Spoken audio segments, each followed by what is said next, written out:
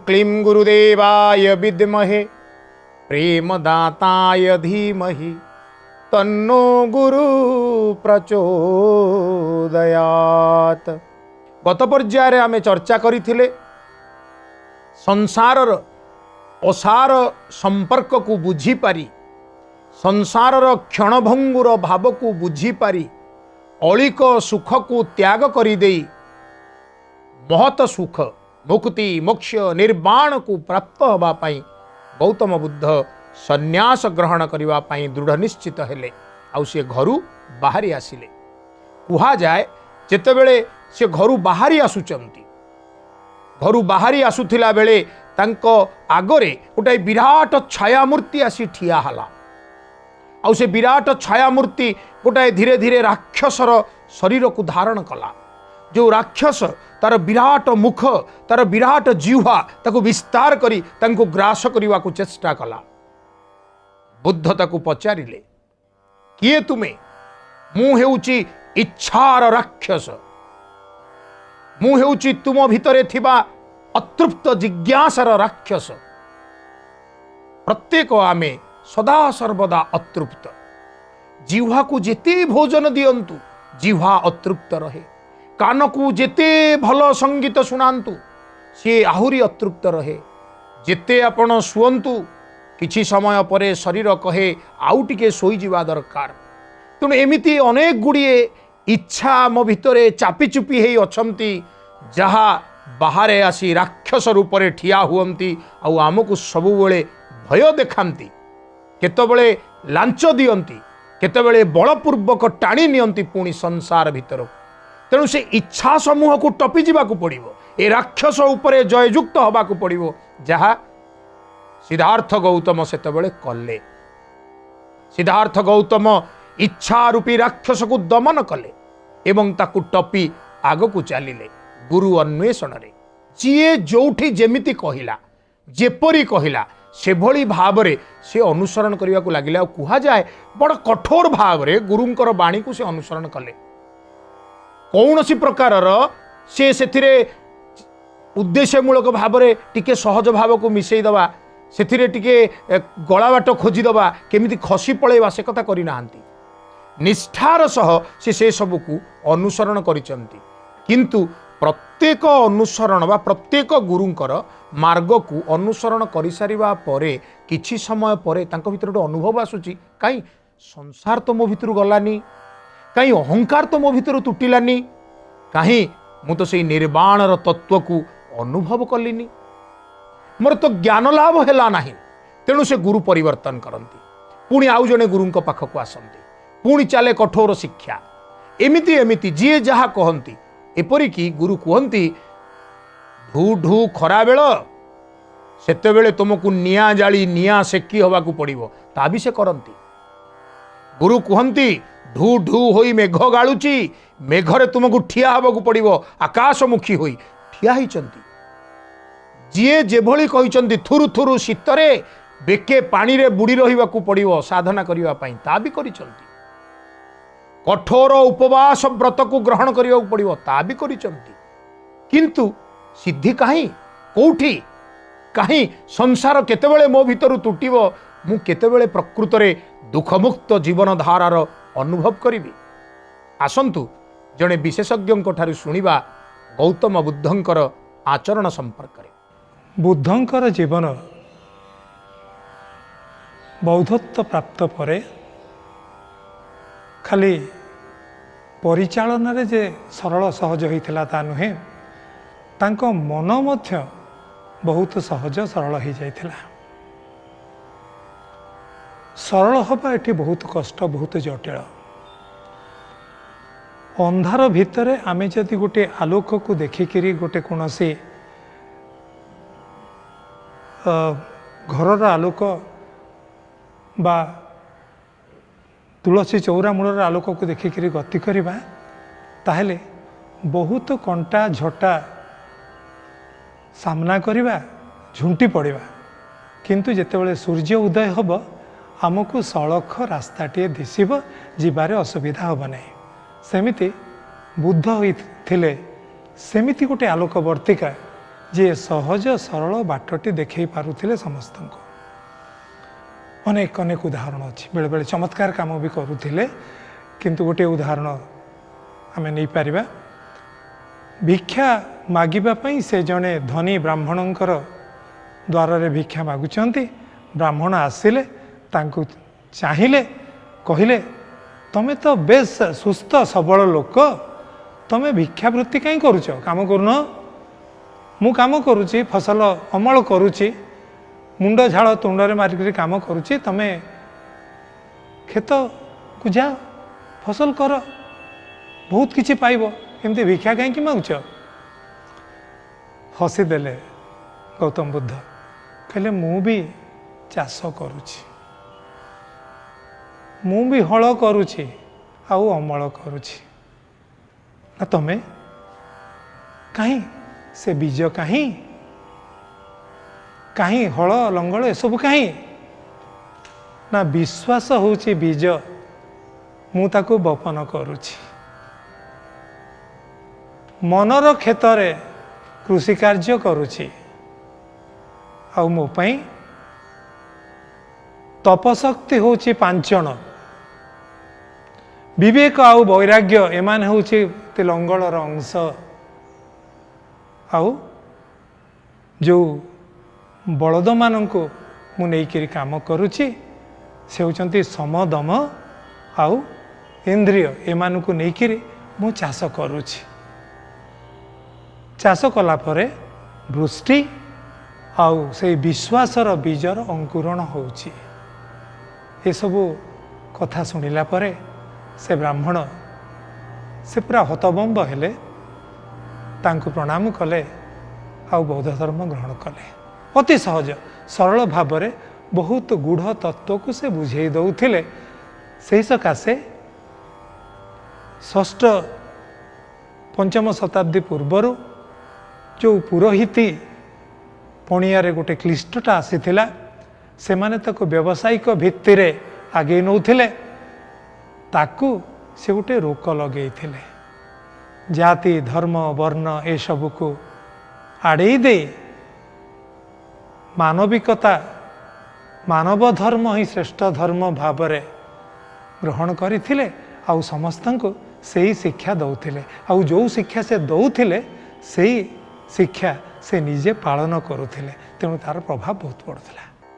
गुरु जोड़िए अक्षरर गोटे अपूर्व शब्द जहांक पाखरे गुरुत्व रहिछि जी आमको ज्ञानर प्रकाश दे पारंती जे पुणी आम भितर थिबा अज्ञान तम अंधकार आकु दूरीभूत कर दियंती।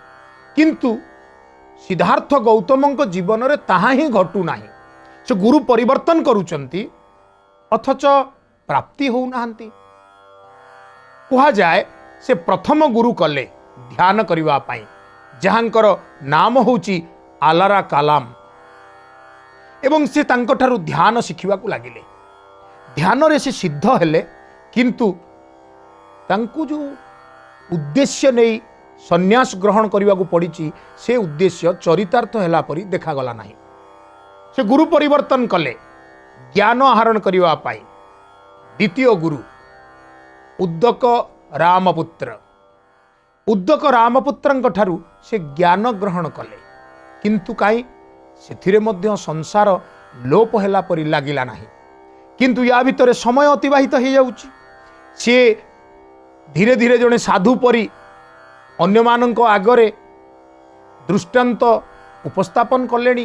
अन्य माने देखुचंती ये बड़ कठोर आचरण करूचंती खरारे निआरे पुउचंती खरारे निआ पौचंती शीतरे बेके पानी रे ठिया होचंती ढू ढू मेघ बेले आकाश को मुह करी ये तप आचरण करूचंती ये बड़ कठोर तपस्वी।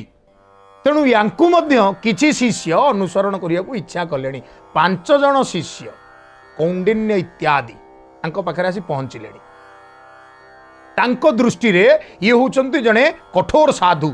सिद्धार्थ गौतमंकर ये जो शरीर युवराज समय रे नाना प्रकार सुस्वादु खाद्य को ग्रहण करी से जो बलिष्ठ पुष्ट शरीर से प्रस्तुत करथिले ता धीरे धीरे धीरे धीरे जराजीर्ण हेलानी कठोर तप आचरण द्वारा। किंतु ये जने कठोर सन्यासी कठोर तपी एक कथा को देखी ଅନ୍ୟମାନେ ତାଙ୍କ ଆଡ଼କୁ ଢଳୁଛନ୍ତି। ଏଇ ହେଉଛି ବିଚିତ୍ର କଥା।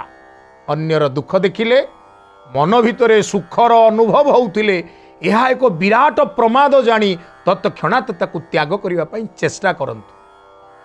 କିଏ ଜଣେ ବତେଇ ଦେଲା ତୁମେ କାହିଁକି ସଂସାର ତୁମ ଭିତରୁ ଯାଉନାହିଁ, ତୁମ ଭିତରୁ କାହିଁକି ଅଜ୍ଞାନ ଭାବ ଯାଉନାହିଁ, ତୁମେ କାହିଁକି ନିର୍ବାଣ ପାଇପାରୁନାହ, ତାର କାରଣ ହେଲା ଭୋଜନ। ତୁମେ ଭୋଜନ ତ୍ୟାଗ କର, ଉପବାସ କର। ଆରମ୍ଭ ହୋଇଗଲା କଠୋର ସାଧନା। ଏପରି ଖାଦ୍ୟ ତ୍ୟାଗ କରି କରି ଶେଷରେ ଗୋଟିଏ ଚାଉଳର ଦାନା ସେତିକି ମାତ୍ର ଭକ୍ଷଣ କରି ଗୌତମ ବୁଦ୍ଧ ଦେହ ଧାରଣ କଲେ। 5 ଜଣ ଶିଷ୍ୟ ଜୁଟିଛନ୍ତି, ଗୁରୁଙ୍କର ପ୍ରଶଂସା କରୁଛନ୍ତି। କାରଣ ଅନ୍ୟର ଦୁଃଖ ଦେଖିଲେ ଆମେ ପ୍ରଶଂସା କରୁ। ଅମୁକ ସାଧୁ ଏତେ ବର୍ଷ ହେଲାଣି ଚକା ପକେଇ ବହିଛନ୍ତି, ଓହୋ କେଡ଼େ ବଡ଼ ସାଧୁ, କେଡ଼େ ବଡ଼ ଗୁରୁଦେବ, ସିଏ କେଡ଼େ ବଡ଼ ଜ୍ଞାନୀ, ଇତ୍ୟାଦି ଇତ୍ୟାଦି ଆମେ ତାଙ୍କ ସହିତ ଉପମା ଯୋଡ଼ିକିରି କହୁ। କିନ୍ତୁ ସିଏ ବିଚରା ବହୁ କଷ୍ଟ ପାଉଥାନ୍ତି। ଗୌତମ ବୁଦ୍ଧ ଗୋଟିଏ ଚାଉଳର ଦାନା ଗ୍ରହଣ କରୁଛନ୍ତି।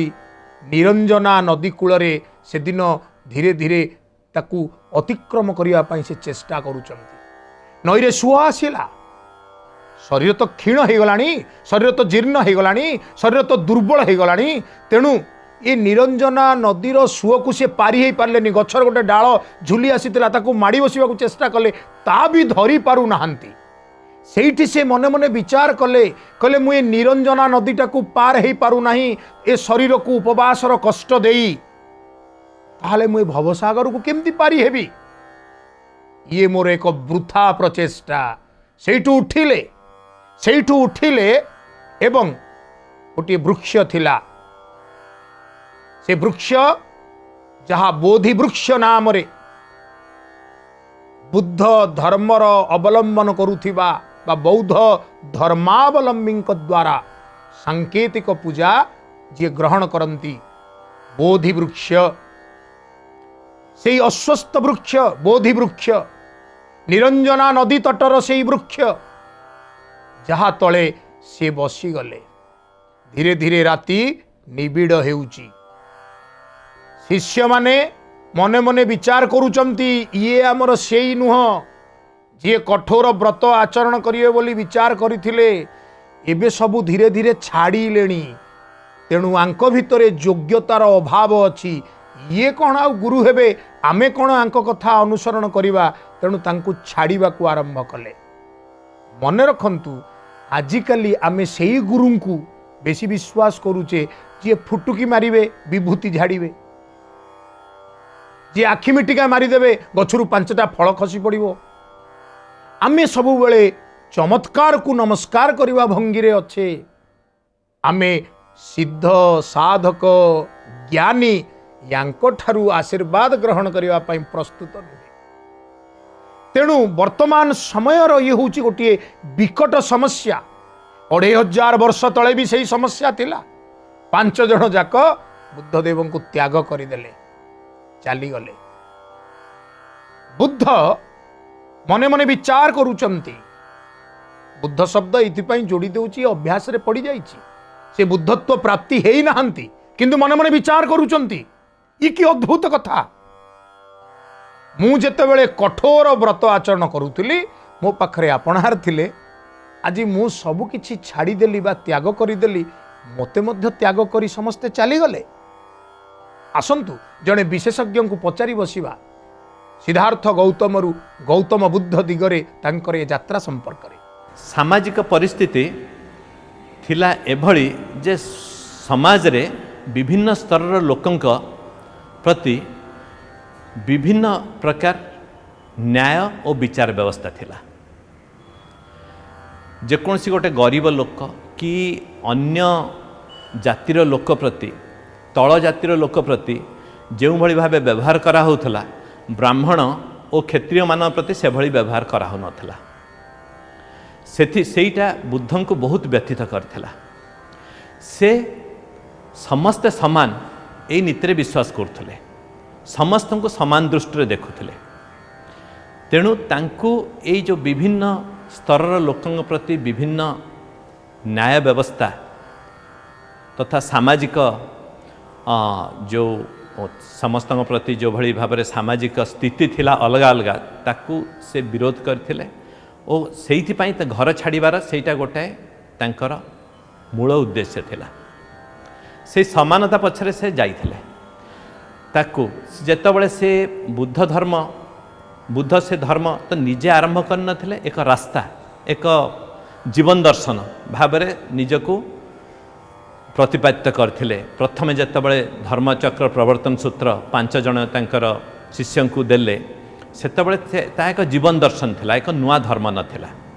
सेतबळे सेई कथा से कहिथिले धर्मचक्र प्रवर्तन सूत्र रे जे जाति प्रथा होउची आम समाजर गोटे मुख्य कलंक आ समस्त को समान दृष्टि रे देखिबा उचित। गौतम से दिन अनुभव करुचंती केड़े सुंदर अनुभव। जो माने मते मोर मोर कही मो पाखरे थिले से माने आज मो ठारू दूरेई जाइचंती। सबु किछि छाड़ी देली मु मने मने से विचार कले जे मु केते व्याकुल सिद्धि पाइबा पाई, मु केते व्याकुल गुरु पाइबा पाई, मु केते व्याकुल संसार रु निस्तार पाइबा पाई, मु केते व्याकुल संसार रु मोक्ष पाइबा पाई मोर किछि आवश्यक नाही। ई विचारधारा हेउची शून्यतार विचारधारा।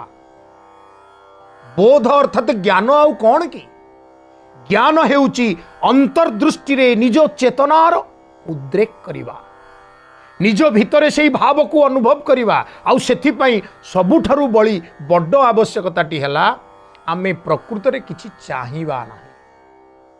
किछि भी चाहिबा जदी किछि भी जदी चाहिबा किए चाहूची मते मुक्ति मिलू मते मोक्ष मिलू, सेई चाहिबा तो एक प्रकार दुखर कारण। सेइथि पाई तो सिद्धि पाखरे मु पहुंची पारु नाही, मोर किछि आवश्यक नाही। निजकु खूब हल्का करि देई, मन को शून्य करि देई, चेतना को शून्य करि देई से दिन से निरंजना नदीर तटरे सेई बोधि वृक्ष अस्वस्थ वृक्ष मूलरे बसिले एवं से पर्यंत बसी रहिले जे पर्यंत तांक चेतना तांक आत्म कैंद्रिक अपूर्व चेतना आत्मदर्शन युक्त अपूर्व चेतना तांकु ए धारणा न देइछि जे से किए काहेकि आसीचंती संसार रु किपरि उद्धार पाइबे। सेई बोधि द्रुम तले से अपूर्व निर्वाणर मुक्तिर अनुभव कले। आउ से जो ज्ञानर जो निर्वाणर जो मोक्षर जो मुक्तिर से अनुभव कले सेथिरे से चारोटी अपूर्व आर्य सत्यर उपस्थापन कले। आउ से चारोटी आर्य सत्यर प्रथमटी हेउची संसार दुखपूर्ण दुख अस्ति। पुणी द्वितीय पादरे चारोटी आर्य सत्य मध्यरु द्वितीय पादरे गौतम बुद्ध कहउचंती प्रत्येक दुख पई कारण अछि। कारण को जानिबा दरकार। ए संपर्क रे अधिक चर्चा करिबा। मु केवल ए चारोटी सत्य को आपण मान को पाखरे उपस्थापन करूची। ए दुखर कारणटी कौन? कामना, द अनलिमिटेड डिजायर्स, असीम इच्छा जहा आम पई दुखर कारण। कामनार विनाश दुखर विनाश निर्वाण बा मुक्ति। हौ आसंतु जने विशेषज्ञ शुणिबा ए सुंदर अपूर्व तत्व संपर्क रे। गौतम बुद्धंक पितृदत्त नाम थिला सिद्धार्थ गौतम, जहाँ प्रकृत में पाली भाषा रे सिद्धार्थ गौतमा बोली कहा जाए। तांकर अन्य नाम थिला शाक्यमुनि, जे शाक्य मानकर मुनि बा ऋषि थिले, से दृष्टि तांकर नाम थिला शाक्यमुनि। से बुद्धत्व बा बोधित्व प्राप्त हेबा परे बुद्ध रूप में परिचित हेले। बुद्ध शब्दर अर्थ है जाग्रत हवा बा जाग्रत। यह सूचित करे जे अनेक लोक आध्यात्मिक स्तर रे एबे भी सुप्त अटंती बा सुप्त अछंती। तांकर अन्यतम नाम तथागत मध्य तांकर बोधित्व प्राप्ति हेबा परे सृष्टि होइछि। तथागत को दुईटी अर्थ व्यवहार करा जाय परिबो, तथायुक्त गत एवं तथायुक्त आगत। तथागत अर्थ है जे जाइछि बा जाई सारिछि, तथायुक्त आगत है जे आसीछि बा आसी सारिछि। भावातीत आध्यात्मिक शीर्षता को जाइथिबा बा आसीथिबा गौतम बुद्धंकर एपरि नामकरण होइथिबा अनुमान कराଯାए। समय सरी आसुचंती गुरुदेवंक पाद को टिके स्मरण करिबा पदे वंदना तांक पाद तले अर्पण करिबा। आज्ञा हेउ गुरुदेव ए भवार नवरु पारी करिब मो गुरुदेव हे कृपा करी मोते उद्धरिब गुरुदेव हे। अच्युतानंद महापुरुषंकर अपूर्व बाणी एई बाणीर स्मरण रे आजिर कार्यक्रम को विराम दउची। मते कृपा करंतु रहुची। ओम गुरवे नमः।